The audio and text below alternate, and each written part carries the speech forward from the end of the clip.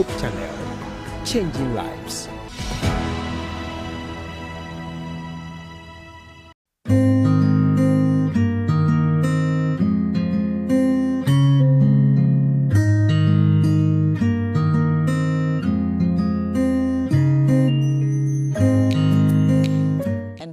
That there's been evil and violence and terrible, but it's not going to continue that way. Yes. Something good is going to happen eventually. This is the consulting room, and I am your host, Emmanuel Boache, sitting for your regular host, Dr. Mami Fuakosa. She's not around because she's been engaged with something somewhere. Hopefully you'll see her around next week. So we went on a break, and we are back. We hope to continue for as long as you can entertain us in your homes. So once again, welcome. Today, we are going to discuss a very sensitive issue. Sensitive in the sense that it is an unspoken issue in our households, in our churches. Fortunately for us as Seventh Adventists, our program lineups within the year, we have a day of abuse, that's Abuse Prevention Day, that we celebrate in our churches. Chances are that is the only time we talk about abuse in our church. Once in a year. It is not part of marriage counseling. It doesn't come out at all. And when it comes, there are alternative ways that abusers and then the victims seeks to use rather than going through the prescribed way to get healing and some help along the way. So today we're going to talk about love or pain under the bigger umbrella of domestic violence. We hope you enjoyed the stay with us. And if you want to contribute, if you have questions to ask, you can send them through our number 0559 680066. 0559 680066. I have with me two wonderful panelists, well sourced, to come and discuss these issues with us. With me today on set are, please don't be scared, ASP Dr. Foster Nanewoto. He is a clinical psychologist and a police officer at the police hospital. So don't be scared. He's not here to arrest us.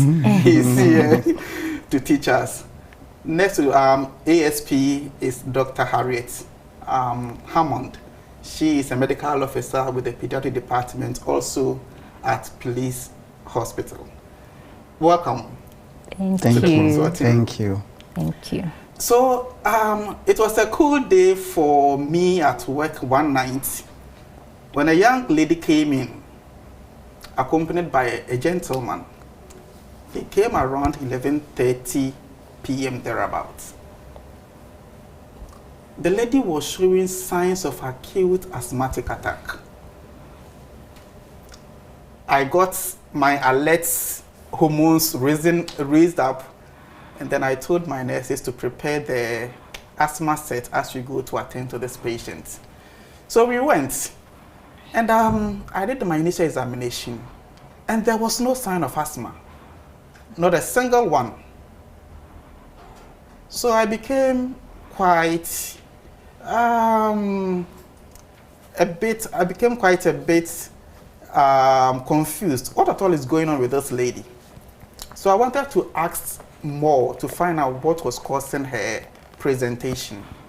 And then I noticed that anytime she tries speaking, she becomes a bit apprehensive. So I called the gentleman she came with. Please, can you excuse us? He said, okay, he obliged and he excused us. Then I asked her, what is the problem? And then she opened up. Doctor, the gentleman you see is my baby daddy.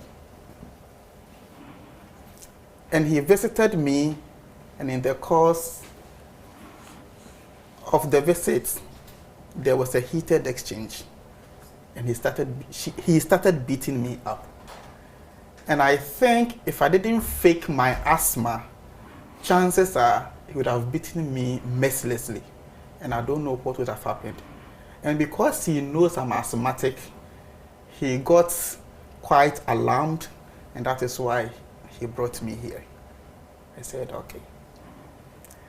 I'm using this for us to know that domestic violence is real. and it's happening. We see them every day, all the time, either in our homes, either in our churches, either in our workplaces. And in the hospital, chances are we see a case every day. So this is what we are going to discuss today, domestic violence. Please stay with us. We'll be back to do justice to this topic. Thank you.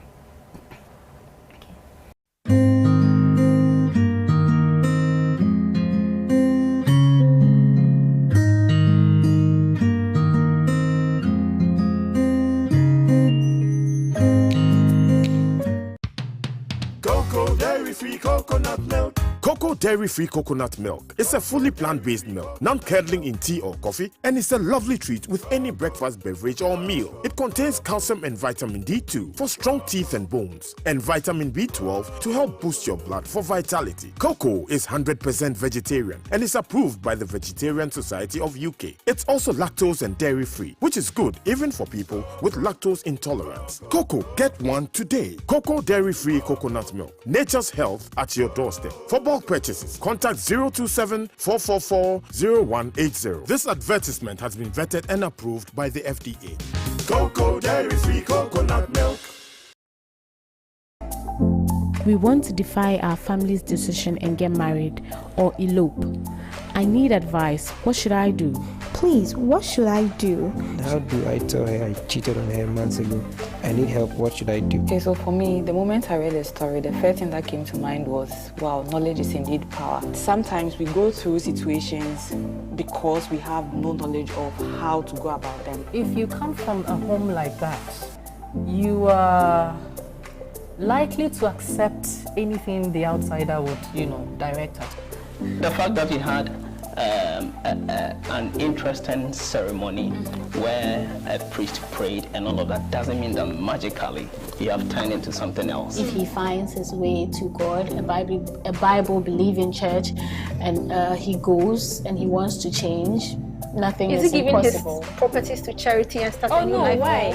Okay, I think this is another discussion that we will not end today, so we'll not even go into it. Real talk, showing this and every Wednesday at 8 p.m.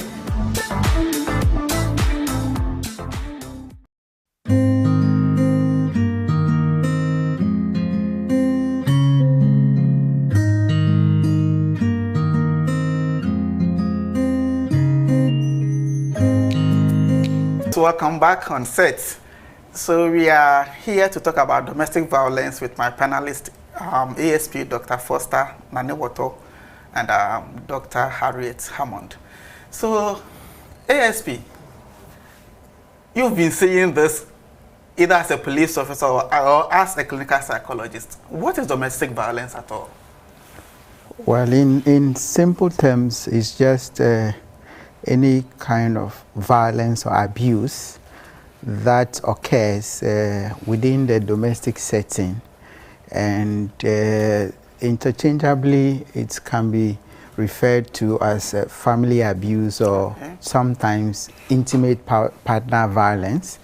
And intimate partner violence is just a sub of the domestic abuse or domestic violence, in which an intimate partner would exert a kind of force, physical, emotional, psychological, verbal, sexual, which other way. No, repeat those nuances again. So you mentioned verbal, physical, emotional or psychological, economic or sexual force in a way that negatively impacts on their partner. But then when we talk in the broader sense, domestic violence can also imply abuse of children, abuse of the elderly, and any other person within the domestic setting. Could be cohabitation, and interestingly could be abuse once it is within the domestic setting where people live or cohabit, or sometimes also referred to former partners or somebody that have lived with you previously. once any of these types of abuse or force is used, either in terms of threatening, physically harming, and all that impacts on the person, then we say domestic violence is occurring. All right. So, from what you've said, you can deduce that it never has a positive outcome. Not at all. It's the impact are a lot, and I've mentioned the ways in which it occurs. So physically, it means that the person will either physically hit, strike, slap, using the feet to kick, or restraining the person, isolating, in whichever way. Then when it comes to psychological or emotional, it will involve the person either being threatened, if you do this, instilling fear, intimidation, humiliation, public humiliation, and anything that will demean the person and make lower their self-esteem and cause them to lose hope in life, sometimes to the extent of feeling unhappy, depressed, feeling suicidal, and all that. Is the psychological dimension or the emotional dimension. And it also includes the use of bitter words, very bad words at the person. You're useless. What is the use? Without me, who are you? And all that demeans the physical integrity, psychological integrity of the person, the safety. Then we get to the economic dimension. This deals with ways in which the partner, and mostly is one way, and the reason for all these abuse is mostly power and control dynamics within the relationship. The abuser would like to exert their power and position over their partner, and so then they are using all these means to continue to control. So when it comes to the economic dimension, it means the person will economically deny the person. So can deny them food or regulate their income. Sometimes restrict them from making their own income, or those who even have means of income, they are directed as to how to use it. There may be an account you have to ask permission before, and they are consistently calculating how much you spend. And in all that, it is about directing and restricting you. Sometimes they can even force you, if you have properties, to sell them off so that you can be restricted and restrained in a way. So you can be under that control of the abusive partner. And then the last dimension, which is the sexual, will involve inappropriate sexual contacts of that partner, and in several ways, unsolicited sexual remarks and all that, and ways in which they either deny them sexual intercourse or sexual activity that they are entitled to in that relationship, especially in marriage. Can someone make a complaint, file a report that the partner is denying them sex, and you take it up as a domestic violence? Oh yes, if it is consistent. So there are some of the acts are viewed as this is little, if it's just an isolated incident. But once there is a consistency, repeated cycle of it over the period of time, it can be taken on and proven by the professional to establish the emotional abuse within that relationship. I see. Dr. Hammond, yes, you see these cases quite often as a medical practitioner. I think ASP has given us the definition, and he zoomed on into the types as well. How regular do you see this case? What is the national statistics like? Is it something that you should be scared? Okay, so these cases are very common. I would like to first give a few examples of some cases I've handled even recently. Okay. So, for example, for the sexual abuse he spoke about, he mentioned a case where you denying your partner of sex, or you insisting on certain forms of sex that you are comfortable with, but your partner may not be comfortable with, you insisting that your partner does that, that could count for domestic violence, sexual abuse. So these cases are very common, as I was saying. Another thing that could account for sexual abuse is you attempting to, knowing that you have a diagnosis, example, HIV, but still going ahead to have intercourse with your partner without disclosing that information to your partner. That also counts as sexual abuse. Let's unpack this a bit. Okay. We know the only person who can disclose their HIV status per the laws of Ghana is the person themselves. Yeah. Not even the doctor who knows can disclose this, unless they give you permission to disclose it to their partner. So we have a lot of discordant couples around. In fact, we have them, we see them all the time. Exactly. So how can that be an issue when the law says you can choose to disclose or not to disclose? But under the laws is one of the forms of sexual abuse. Wow. You having a condition and refusing to disclose that condition to your partner and going ahead to engage in sexual activity with that partner. Yes. And I saw a case recently where a woman came in with her young daughter, and her complaint was that the child had been defiled by the father. It was a very unfortunate story, so we had to get into the case. And we realized that the woman had been denying her husband of sex. And her reason was because she had found out that she was HIV positive. And this she contracted from her husband, who knew all along, even before they married, that he had HIV. Okay. So this is a clear case of sexual abuse. But the worst part was this man was now defiling the young daughter as well. So these cases, as I'm saying, they are very common. A few weeks ago, I saw another case of a young lady, about 22 years old, who came with bruises on her buttocks, a hematoma on her thigh. What is hematoma? Okay, so it's like a collection of blood. Yes, let me put it in simple terms. Okay. on her thigh, and then bruises on her shoulder. So I got a bit concerned because she wanted us to see her and then give some medications.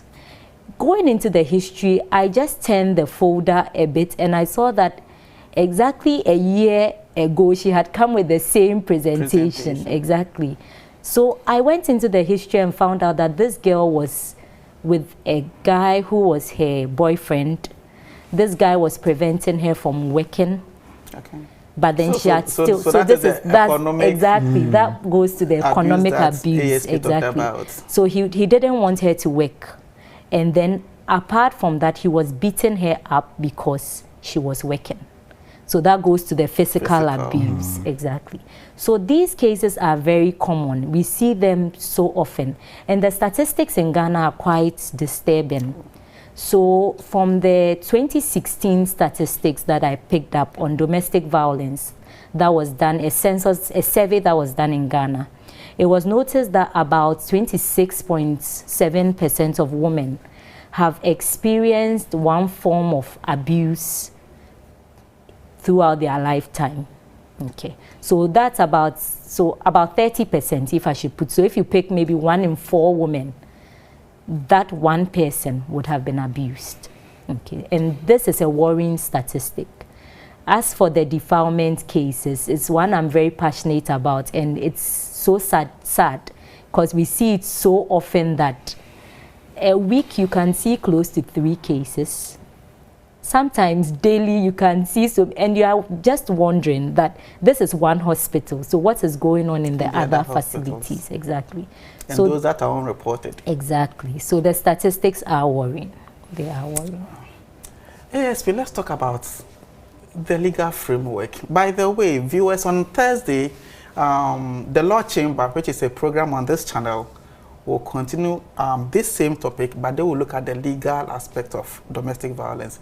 But for now, we just make a mention of it and pick some issues from it. So, what does the law of Ghana say about domestic violence? All right. So, with the Currently what we have is the Domestic Violence Act of 2007, which is an act of parliament, is the 732nd act of parliament, which was passed in the year 2007. Within the law, we have what the definition of what constitutes domestic violence, and largely, first of all, because we have the criminal code, which is Act 29 of 1960, which defined certain things as crime. So harm and threat of harm of someone, an individual, under the law, when it happens under the domestic setting. So the law, according to the law, any harm or threat of harm of someone which is defined in the criminal code will constitute an abuse under the Domestic Violence Act. Apart from that, then we have the specific areas that I've already mentioned, the area of physical abuse, threats of harm and all that, sexual abuse in various forms, and Dr. Harriet has also mentioned about maybe someone having HIV and not letting the partner know and intentionally engaging in the sexual activity and infecting them. Then we have the verbal, emotional, or the psychological dimension, which is also defined under the law. And then apart from that, then we have the economic, as I mentioned. So all these areas are covered by the law, in addition to other things, including stalking, invasion of privacy, and all these. Is stalking oh yes, domestic violence issue? Yes, domestic. If it happens within the domestic violence setting, then it falls under you'll be charged under the Domestic Violence Act. So viewers, I think this program is watched mostly by the youth. So let me speak to you. You may be interested in a lady, and you'll be pursuing her and following her everywhere, every time, whatever she go, whatever she do, you are around her. That is the stalking that ESP is talking about. And if the lady gets uncomfortable with your appearances at every time that she has to do something, she may make a report of this, and the law will take you on. So please, guard your emotions. Okay, yes, let's continue. And interestingly as well, right now, because of technological advancement, so we also have... Oh, so the law talks about... yes, use of technology to stalk and monitor. And there are times that people even threaten in a way that I'm watching you wherever you are. And so it puts a lot of fear and intimidation in the person, and anything that will expose, will cause the person to coil or have to coil in their shells because they are extremely afraid. That kind of intimidation is also dealt with by the law. Okay, all right, thank you so much. So this is quite extensive. So it's not that there are no laws, there's a law.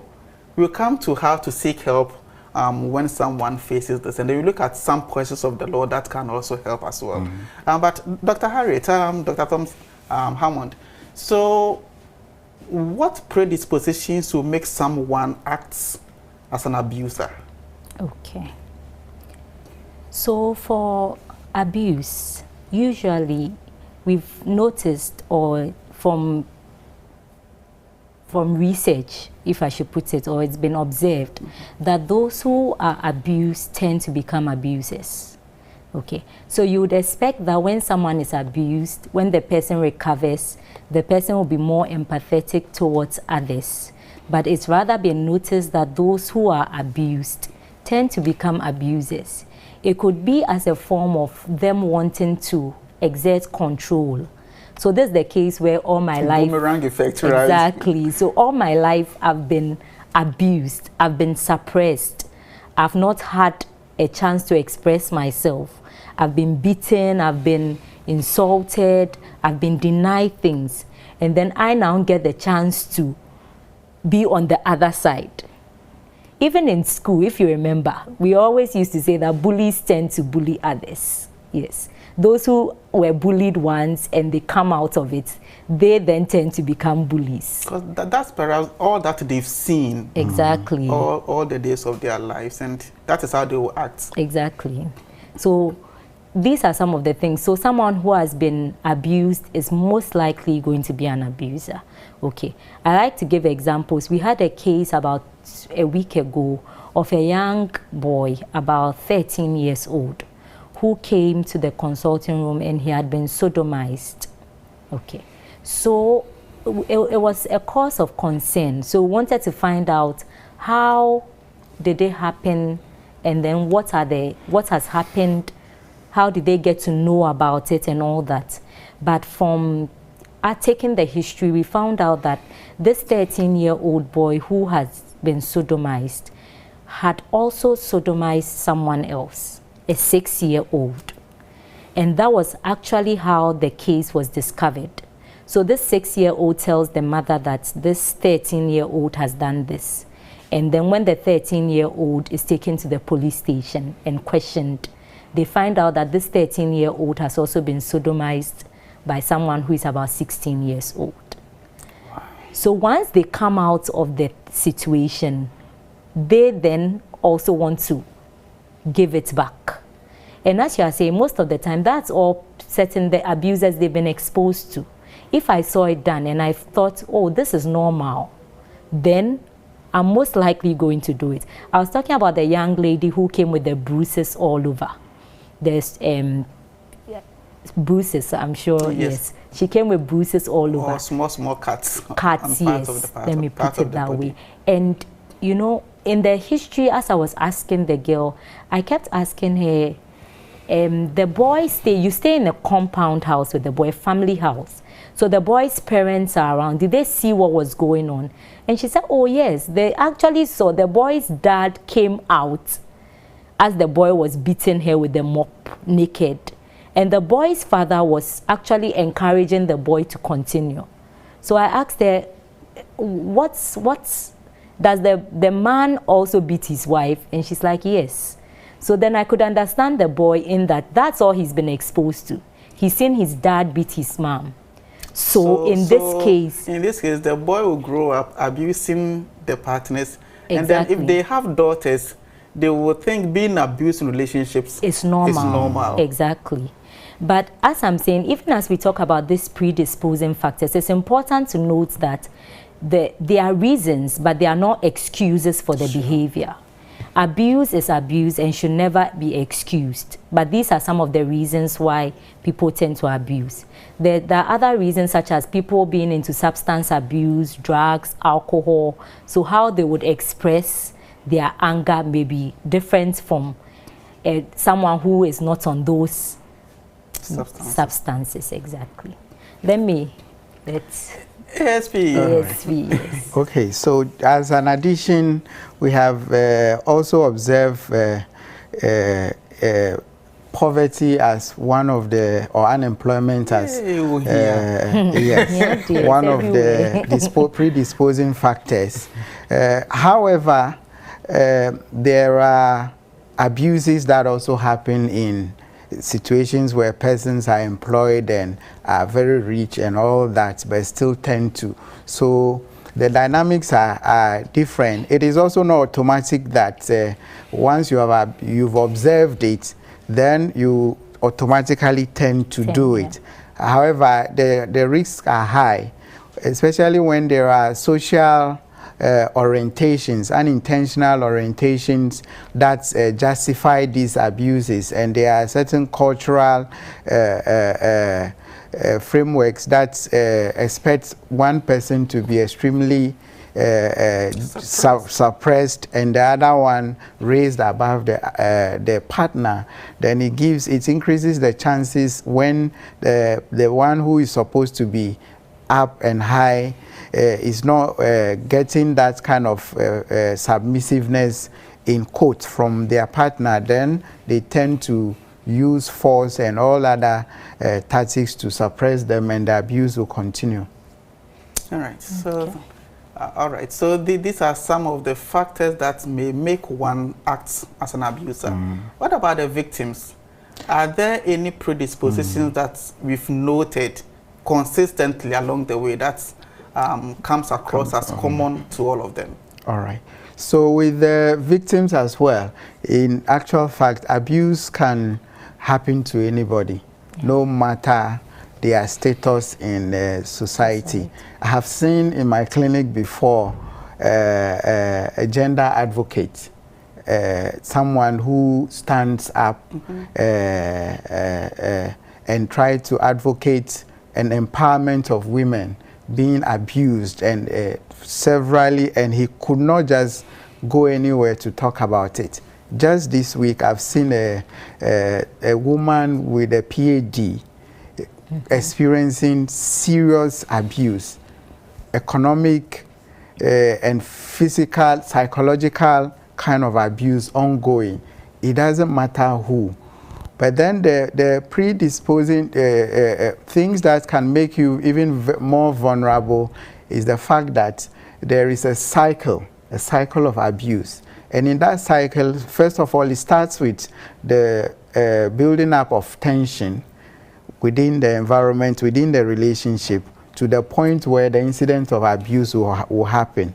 After the abuse, then there may be reconciliation and calm. And within that period, the abuser will apologize, and then the victim will be expecting that, oh, I think things will improve. And then after the calm, then the tension begins to build up again. So it makes it very hard for the victim to leave that kind of environment. There is something also we call traumatic bonding, in which the abused person have learned over the period of time to get some sense of attachment. Is it a Stockholm syndrome? Attachment to the abuser, in that after they get abused, they may get some kind of reward, and then they are trained in that kind of environment, and the dependency develops, so it becomes very hard.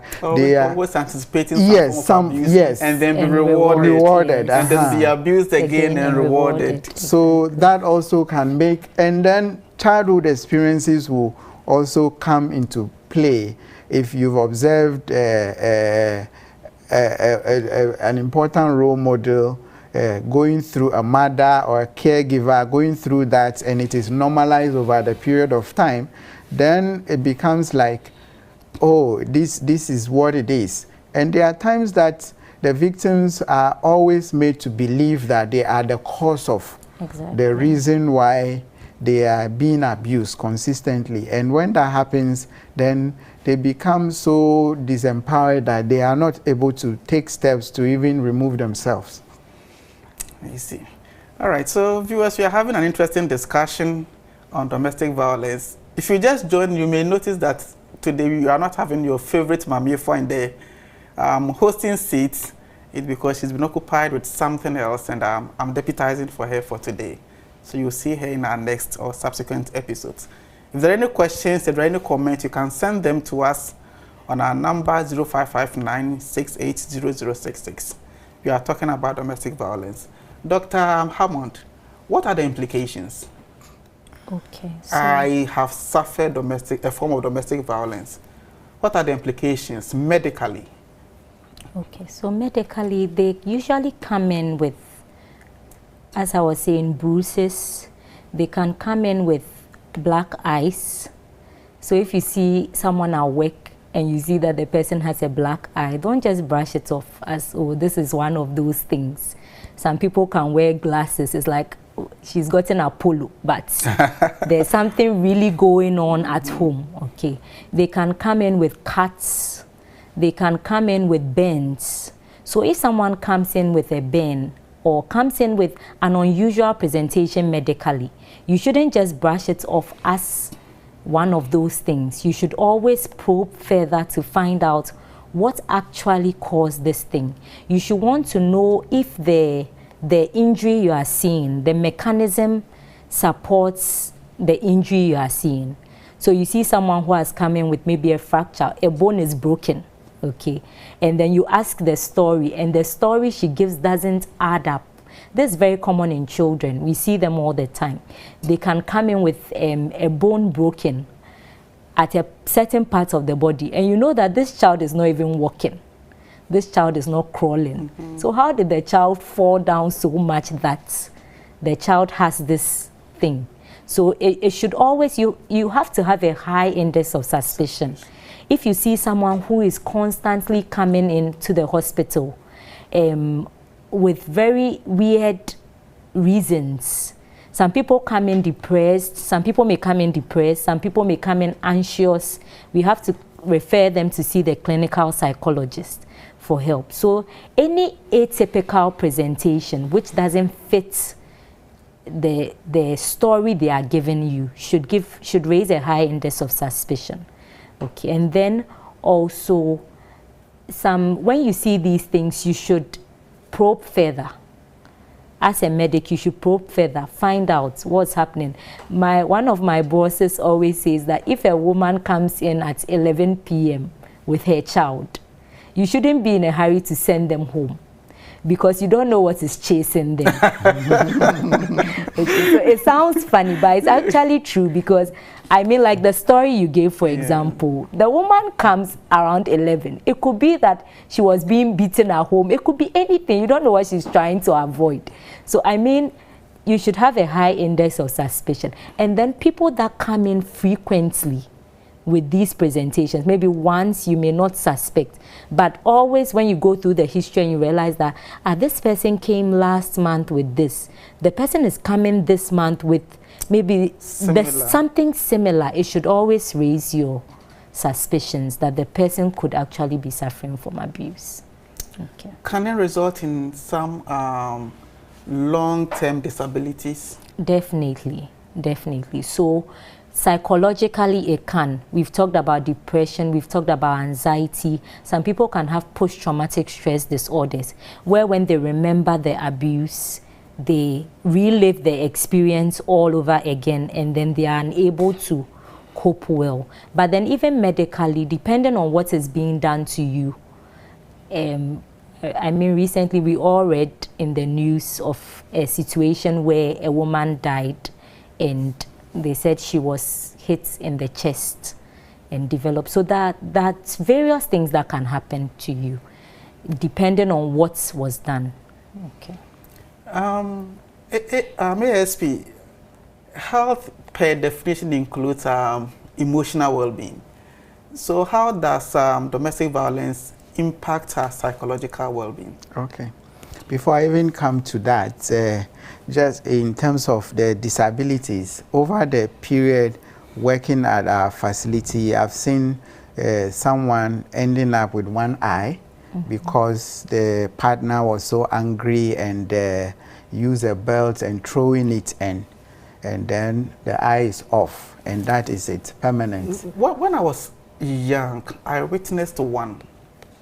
It was between two brothers fighting. By then, their mother was coming to the home, and then one brother took a stone, intending to hit his... In fact, they were adults who were fighting. But then when he threw the stone, the mother had just appeared. It hit her one eye, and she became blind in that eye for her life. Yeah, so that kind of those sort of scenarios are real. Yes. And additionally, psychologically, you are likely going to see in the long term the person becoming severely depressed or excessively very anxious, and because of the consistent cycle of abuse over and over again, and the uncertainty surrounding their own safety and security, and with the fact that they've been told a certain story about their life, that they are useless and they are helpless and they cannot be able to... They are of no value. They are of no value, so it tend to affect their self-esteem and self-worth. Let me give this funny example. I think I was in UCC then, and one of fellow church members, fellowship members, he later became a fellowship president. He said he was told whilst growing up that okay, and then whenever he approached a lady, the lady will bounce, in quotes, bounce him, and then he sat back and was reflecting. So you see, he has been programmed to believe that he's not good looking. So whenever he approaches a lady and the lady rejects him, that's the reason. That's the reason. So yes, self-esteem can be affected severely damaged, and so these will result in all sorts of psychological disorders, as mentioned by Dr. Hammond, post-traumatic stress disorder, depression, anxiety, and so these persons are not likely going to function normally within everyday life setting, and that will also negatively impact on the family life and the lives of, if there are children involved or there are other significant others involved, the quality of life of the affected, the victim, becomes so severely impacted that it also affects all other persons that are around them. All right, thank you so much. So let me make this announcement again, that on Thursday, the Law Chamber at 6:30 p.m. will look at the legal aspects of this topic that we are having today. So make a time with us for the part 2, which will be more law. For us, we are not lawyers. We just talk about the psychological aspect, the medical aspect, the physical aspects, and all others that have health implications. All right, so I've been abused, or I am an abuser.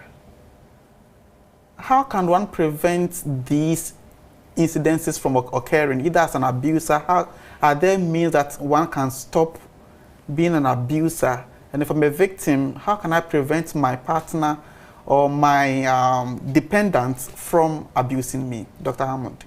Okay, so taking it on both sides. So if you have been abused and if you are the abuser, let me take it from that aspect first. If you are the abuser and you are willing, you've been able to identify that you have a problem and you are willing to seek for help, there are channels that you can go through to seek that help.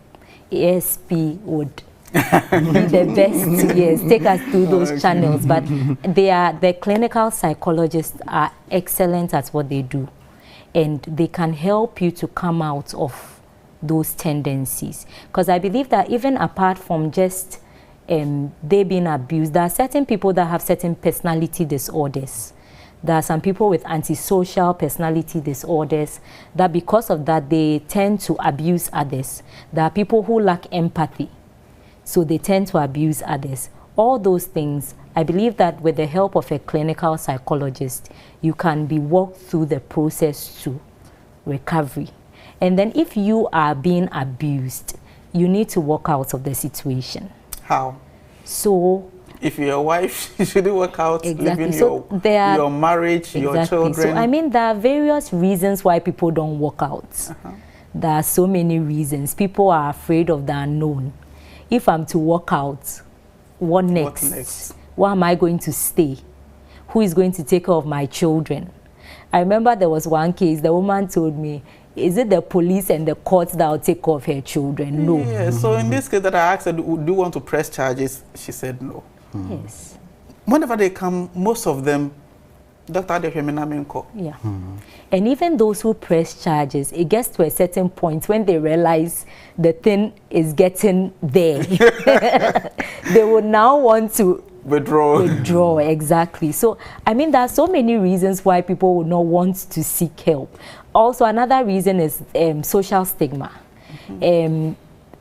I've heard some ladies say that if your guy is not beating you, how do you know he loves you?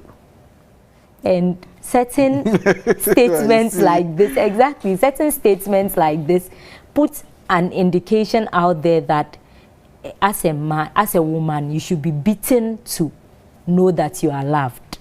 There are other people too that feel that if the man is the head and the man, he has to suppress you. Do you get it? He has to It's a sort so headship comes to domineering. Exactly. Show so his that authority. Exactly. That thing, social stigma. Also, when you send certain cases to courts like this, they'll tell you that when you fear sim, exactly. So you would think that let's not even bring it out at all. Don't come and wash your dirty linen in public. Go back home and do the needful. So there are certain things that prevent people from coming out. But I believe that there are also things that have been put in place that can help you to come out. So if you are watching this program and you are being abused in any way, you can report at the police station. There are things that will be done for you when you get there to see the case to a logical conclusion. There are shelters. I mean, that some of the systems are not in place so well, but there are shelters available that you can be housed for temporarily. In Ghana here? They are supposed to be, yes. They are supposed to be. The DOFSU has some shelters that they are able, it may not be adequate now, but then we also have the ARC Foundation and some other non-governmental organizations that are doing a lot of work in supporting victims of domestic violence. And so, but then because of the limited nature of these shelters and the fact that even when you make a report, where are you going next? What is your backup plan? Now, definitely, perhaps the abuser will get arrested. According to the law, they will get bail and come back home. What will happen to you? These are questions that the abuser will ask, the victim will ask themselves.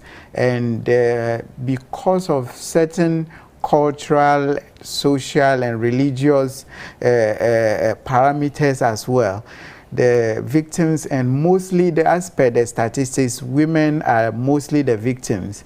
They are less empowered in those settings, and so are unable to carry on. And because of the implication that, or the accusation, you have sent your husband to you have made the police arrest your husband, is a big issue for some people. And so if the system will work and these shelters are more common and the necessary social workers and the psychologists are available, it means that the intervention can be more prompt. But currently, as Dr. Hammond has indicated, you file a report at the DOFSU with the police, then they will assist you. If there are physical injuries, they will issue you medical form to attend the hospital, any government hospital, and get your treatment and get your report endorsed, and then return it to the police and they will work on it. In addition to that, even if it's not, there's no physical injury, they can still refer you to see the psychologist, who will then assess you, based on which they will determine the impact of the abuse, if it is emotional, verbal, psychological, whatsoever, and then issue you a report as well. And with my experience, we've seen situations where courts have used psychological reports to judge cases and confirm these abuses and sentencing done. ASP, there's a question from my namesake Ima from Kumasi. And he says, I wish or desire that my wife will always hail me as a king. By hoping so it is, is it an abuse to her? You are a psychologist, so help us unpack Ime's problem. You see, a lot of these, there is an indication of internal feeling of inadequacy, because if you are aware of your self-worth, you don't need anybody to endorse it for you. Exactly. But if you want to subject someone or make someone to be reminding you of that consistently, then your esteem is not there. The other thing is, because of these abuses, the men will always say that I want to correct the person because of their behavior. And how can you try to correct an adult by these kind of impositions or by hitting if their behavior is not appropriate for you? Adults dialogue. But as much as you are reducing it into physical fisticuffs, and you are also engaging in these emotional tactics, then you are using a different dimension, and the impact on the person is negative. Okay, so it isn't an abuse. It is. It is. If he demands it. And it becomes a burden. Yes, on the woman. The wife. And the woman, as she fails to do, there is definitely a punishment for that. Exactly. Then it will definitely become an abuse. Hey, Ima, oh, how? So you may see a psychologist. In fact, the two of you may need counseling or a psychological session for this issue to be addressed. There is an issue that someone called Amos Bampels sent from Asokore Mampong. And I think it was one of the issues that we're going to discuss. But let me read his issue, and then we dovetail into this part of our discussion. He says, "Good evening and thank you for the educative program. This doctor," I think referring to Dr. Hammond, "sounds generous and professional. There are instances where doctors have turned away victims because they are unable to pay for charges by doctors before signing the medical forms issued to them from DOFSU. In my facility, it's not free. You pay. When I was at 37, you pay. It's not free anywhere. I think something should be done about it because people are denying justice just because of this. ASP, is it free?" According to the Domestic Violence Act that we talked about earlier on, it is supposed to be medical treatment to victims are supposed to be free. However, it is also based on the premise that there should be a fund that will be accessible to the victims. And so, because nothing is free under this earth, because each hospital anywhere would have to use their resources in treating you. And so somebody must pay for that. And so if the law makes the provision that there should be a fund that should be accessible, and that fund is not there, then how will hospitals be able to treat these people free? Where are they going to make their claims? That is where the limitation is.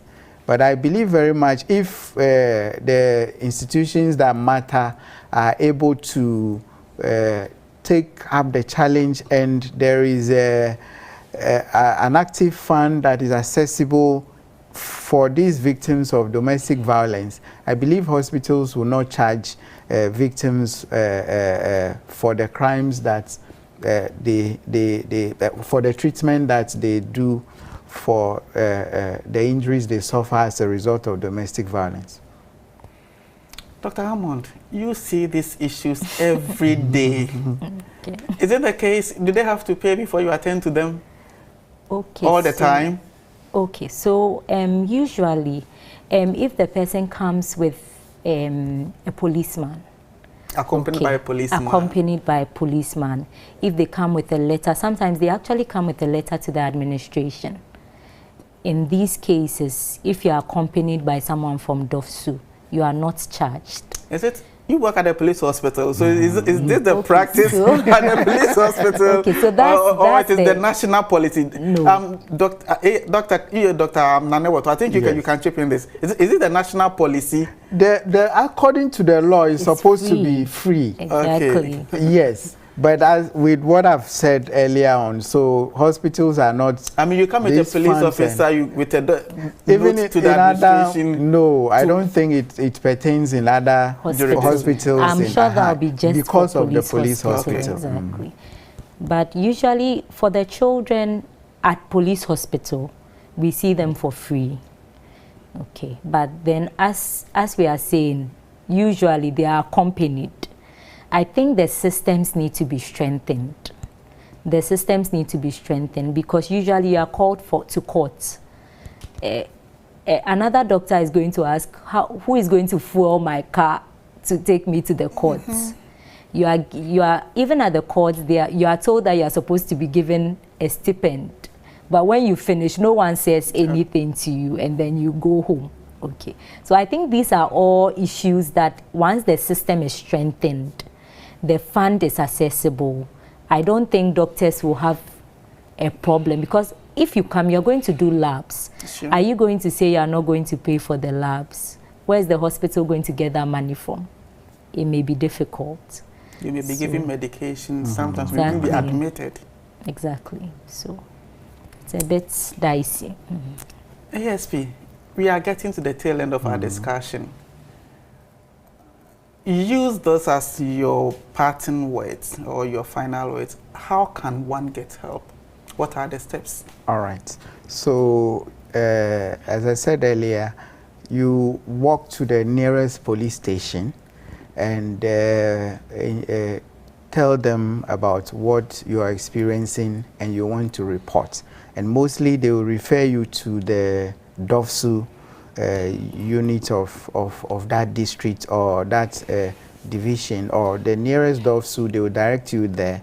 And DOFSU officers have gone through a lot of training, so they know how to, if children are involved, a lot of them know how to interview these people, and the aspects that they realize they are not able to help directly, they will refer you to a professional counselor or psychologist to intervene. And then the medical aspect as well, they will refer you to go through this and obtain the reports that is important according to the law to testify, to convince us as evidence that you have suffered these kind of abuses and all that. So don't be afraid to take the step, the bold step, or else you can be added to the statistics of the ones who have been lost because they've been abused by a partner who may have their own problems but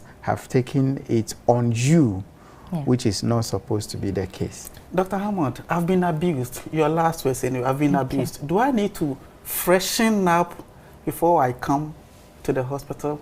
Okay, so as much as possible, we want to see you as it happened.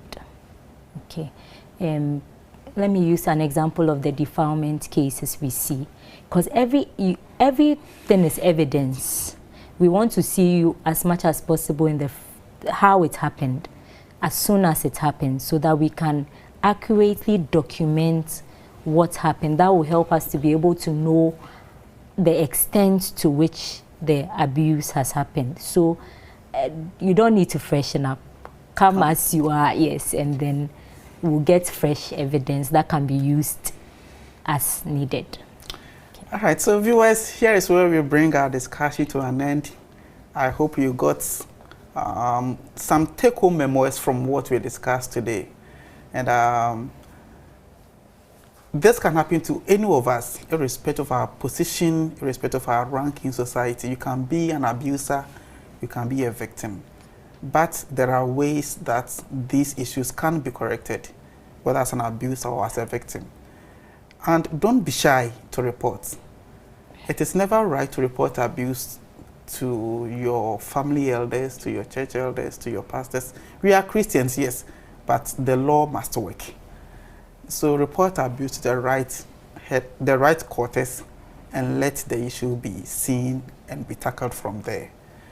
So thank you so much, ASP Foster Nanewoto. Thank you so much, Dr. Hammond. This was your consulting room today. I was your host, Emmanuel Boache, and this program was sponsored by Cocoa Dairy Product. They have Cocoa Dairy, they have Cocoa Life, which is very good for our nourishment, very good for our nutritional needs. So get these things for us to build our immune system up, even as we enter into the rainy season. So till we come your way next week, take care of yourself and God be with us all.